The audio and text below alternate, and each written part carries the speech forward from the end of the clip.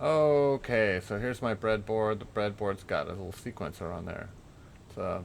It's kind of a demonstration sequencer. 4 steps. It starts out with a 555 timer. That sends a microphone into my face. Or actually what it does is it sends a frequency into this counter. We're talking about a slow frequency, music tempo frequency. The outputs are divided by 4 and by 2 and sent to a multiplexer here. The outputs look like this from the counter. That's the 2, and that's the 2, and that's the 4 output. And they're telling this counter what's 1, 2, 3, or 4. And in the meantime, there's an oscillator over here. Actually, 2 oscillators, Schmidt trigger oscillators, that are using capacitors and resistors to set the timing. And they're running at an audio frequency. Audio frequency means, like the notes. So let's say this one's running at 440, and let's say this one's running at 880. And they're sending their signals into this divider, dual divider, and that's sending its signals back to the multiplexer. And what the multiplexer does is it uses these numbers, or these frequencies, or these bits, or these square waves to determine which one of these goes through the output. And it's going in order, 1, 2, 3, 4, 1, 2, 3, 4. And it sounds like this. Let's see, where's the starter here? That's what it does. It plays a sequence of notes in a specific order. In this case, it's a sequence of 4. So let's take a look. See the lights. You can see how you have a timer here, or the 555 timer. And here's the beep, beep, beep from the timer. It's going to this counter, and it's dividing those two by, this one is divided by 2, and this one's divided by 4. So for every 2 of these, this one goes once, and for every 4 of these, this one goes once. And it sends, shut this thing up for a sec, and then it sends, okay, these are the oscillators, and they send the notes to these, through this kind of capacitor resistor network to the dividers, and the dividers are going back to the multiplexer. So let's plug it back in. I can use this little potentiometer to change the speed. Ooh, went flat on me. That'll change your speed. Huh, that's weird. Evidently it's angle sensitive. It only runs properly at about a 30-degree angle, so I can change the speed, and I can change the pitch over here.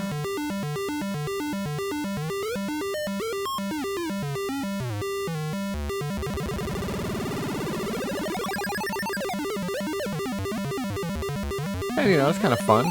Make some kind of sound effect type stuff.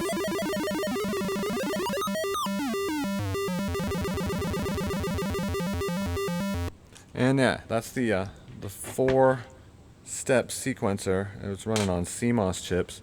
And I have a few CMOS chips, but what I really have is a ton of TTL chips. So I went ahead and I built this with some extra TTL I had laying around. Tons of it. I barely put a dent. But I had some pretty cool multiplexers, these larger ones over here, and I figured I'd put them to use. So I'm going to go ahead and hook this thing up, and we'll take a look at what it does. Flip to side 2. You are now listening to side 2. Oh wait, I'm supposed to say that over here. Oh, side 2. So here we are in side 2. It's not really side 2, it's just the next part of the video, but you gotta use your imagination.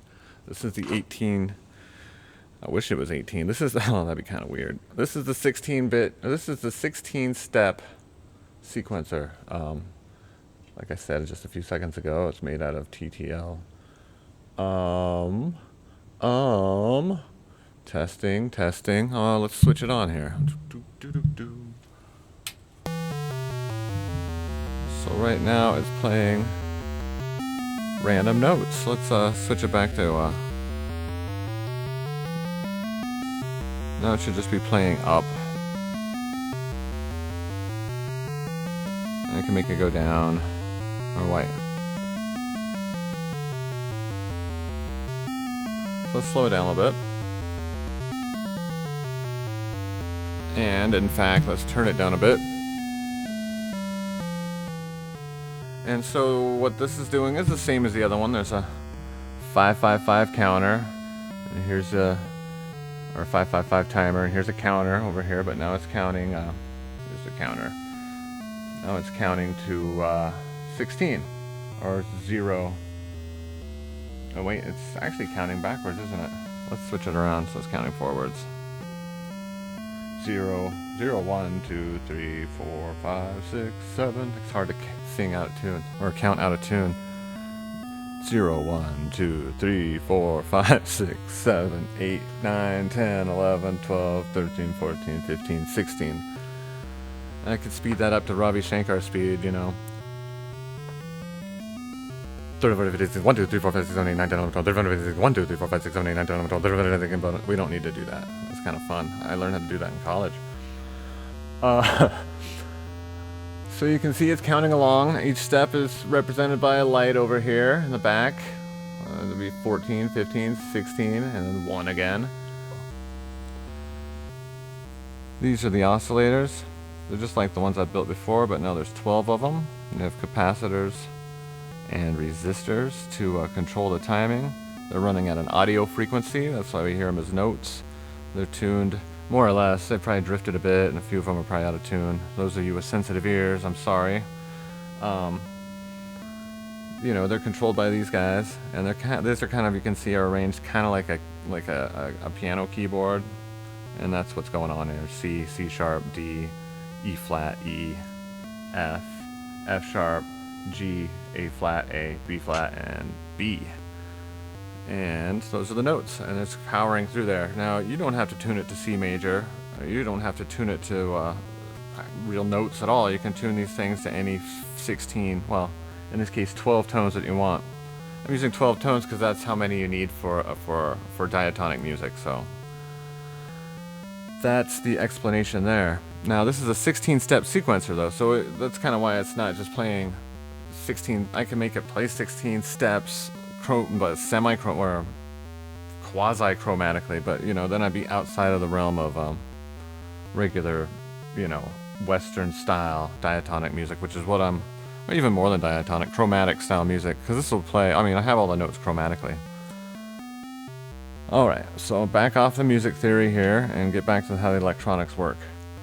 We have a multiplexer here. This is a bigger multiplexer than the other one. The other one was a 4-bit multiplexer. 4-step. And it chooses which one of these notes are going to be played. Now here's 16 connectors, and they're connected to these 16 connectors, and these come out of the multiplexer.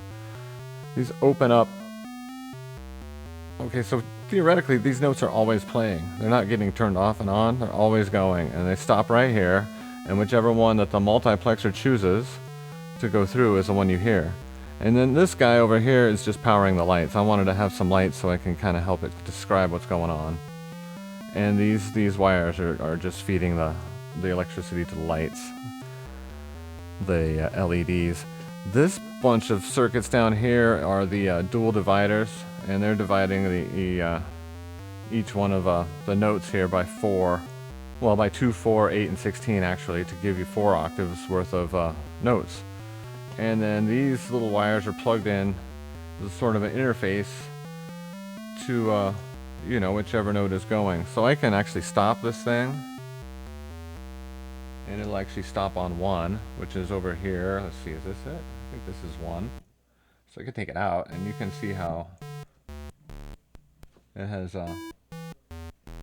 all the other octaves of all the notes. So there's 4 octaves of each note. I'm just going on one side, so this is only half the notes.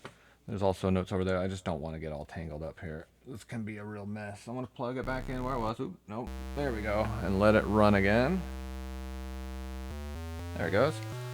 Let's see. Not only can I stop it, I can stop it and select which note is playing. By flipping switches that are just off camera. Let's see. The switches are over here on the master control panel. You see that 2 banks of switches here? I'm using this bank. 1, 2, 4, and 8. And they'll change the note and whatever light. So you can see it's on 2 right now. This 3, this 4, 5, and so on. It'll count up any note you want to select. But I'm not going to go through them because there's a nice lean over there to do it, and I have to sound all strained out, and that's not so pleasant to listen to. So let's move this back to free running. You can also use this same wire actually to change the stop point. It'll reset whenever it gets to whatever note I select with this this little wire.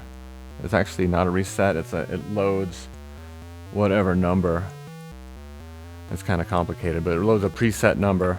In this case, I suppose 5, 6, 7, 8, 9, 1, 10. It sets 11 as a reset, and when it gets to 11, it'll go back to 1. So you won't hear 11, and it'll do a count of 10. So you can, that way you can put this thing in, you know, you can make it play 9, 3, 4, 5, 6, 7, 8, 9, 1, 2, 3, 4, 5, 6, 7, 8, 9, 1, 2, 3, 4, 5, 6, 7, 8, 9, or whatever. You know, you have some options. Then you can make it count back. But when you make it go backwards, it starts from the other side. You have to flip these switches actually to make it work properly. 4, 5, 6, 1, 2, 3. So now it's playing 6 notes because, you know, it's coming from the other side. 1, 2, 3, 4, 5, 6. 1, 2, 3, 4, 5, 6, 7. 1, 2, 3, 4, 5, 6, 7. And here's a nice comfortable 8. Oh, and then you get a descending major scale with that one. Not by any kind of design of mine. But, you know, all this is kind of cool and theoretical, but, you know, it's not so fun. It sounds like listening to someone practice in the next room. It's like, okay, man, you got C major dialed in. Move on. So what we can do here is I got a signal coming in here on this little blue wire. I probably shouldn't wiggle too much. You can see it's lighting this light. And I can use that signal to change when this thing goes up or down. Instead of doing it manually like this, I can use that signal. And that signal's coming from a noise generator. All it does is make noise. In fact, we can listen to the noise for real quick here. Let's turn this down. Hey, how's it going? And we'll just listen to the noise. Where did it go? Noise, there it is. Hook it up over here. Off camera again. There it is. It's just little clicks. Now this noise generator, let's take a look at the noise generator I built for my Lunetta type device here. It's right here. It says noise. And this is the output, which is running that little blue wire. And you can change the rate. These are slow clicks, which are suitable for what I'm doing now, but you can also speed it up. You know, for full-on Atari style jet noise. You can even put it on repeat and get super Atari style.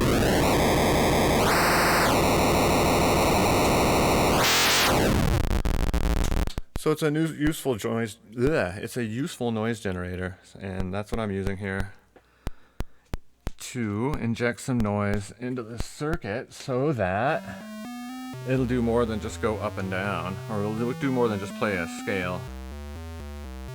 Now it'll kind of improvise in C major. Now you heard the noise. It just comes out as random clicks. Sounds kind of like a Geiger counter. And you can see it. This little blinking light. Let's see if I slow it down a bit.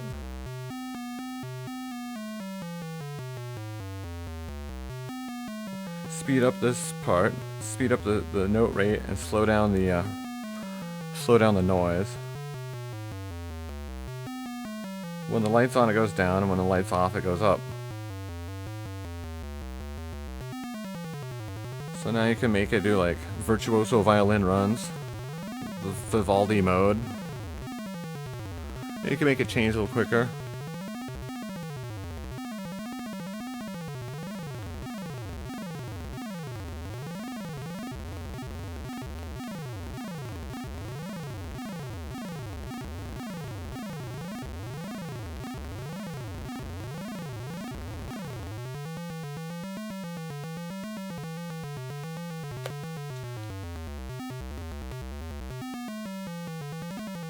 You can change the speed and you can change the rate of the noise. And some interesting things happen when you crank up the noise. First off, it does this kind of like harmonica thing.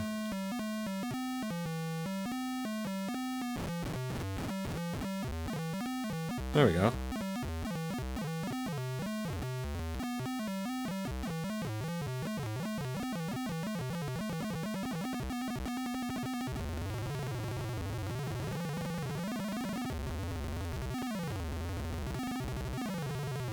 That's pretty neat. But if you turn it up enough, you start to get noise. It's going so fast that it's making noise, essentially. So in between notes, you can see, I'll slow it way down. You get noise and a note, noise and a note, noise and a note. That's what's happening here.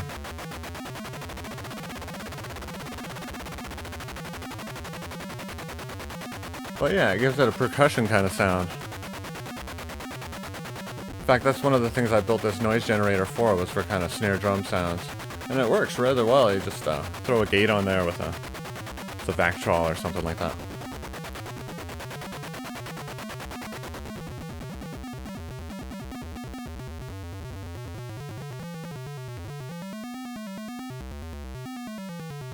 Back to, you know, some kid doing etudes in the other room.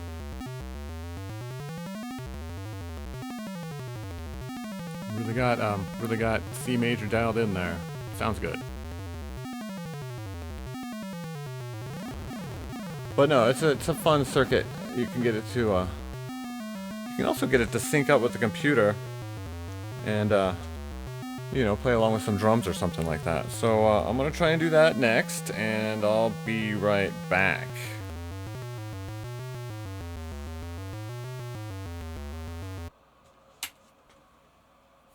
Ah, man, I should have worked in a fade for that. Oh well.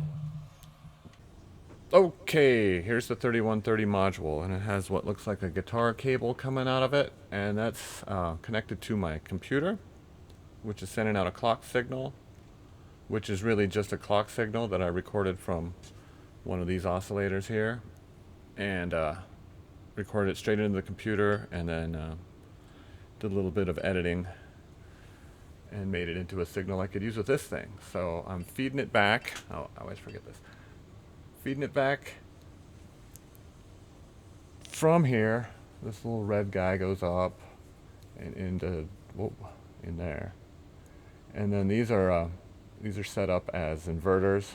So it inverts the signal once, comes from here to here, inverts the signal again, goes up to a divider, which I'm not really using. You can see it just goes into the clock and then comes right back out of the clock into this red wire. Now I can use that to subdivide the tempo, is what it's going to that clock for, but I'm not really using it. And then this wire is bare, and it's going to go into the clock input here in just a sec. So let's refocus. We'll look at this kind of top half. Okay, now let's turn on the mechanism. Okay, it's clocking along with its old clock. Let's disconnect that. Now there's no clock. And then we're going to connect the clock from the computer. But it's not going, so I'm going to go ahead and activate that. And nothing.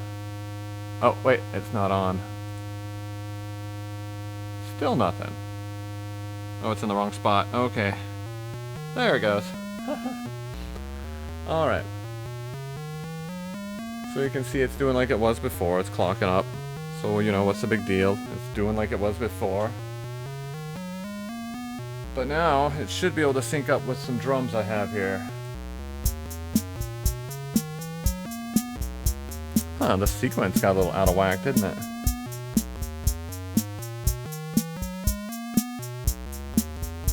Put this other line back in, the up-down line. There we go. I'm just going to let it kind of jam out for a bit. Now the whole key here is that it's computer controlled.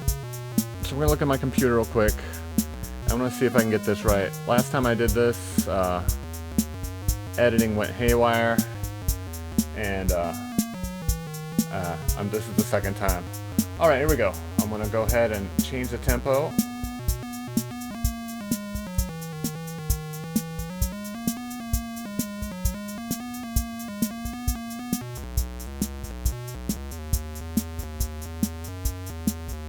wow, it's all syncopated. Drop it back down, see if I can go slow.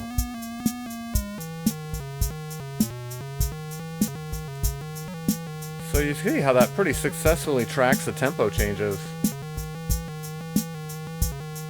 Let's see what we can do with these.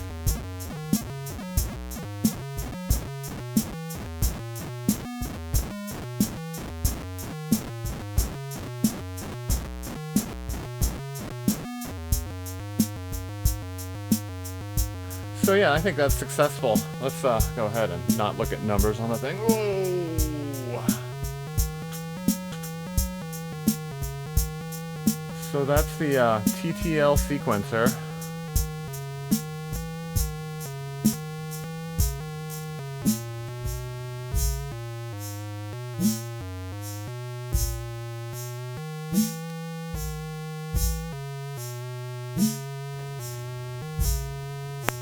And we'll see you guys next time.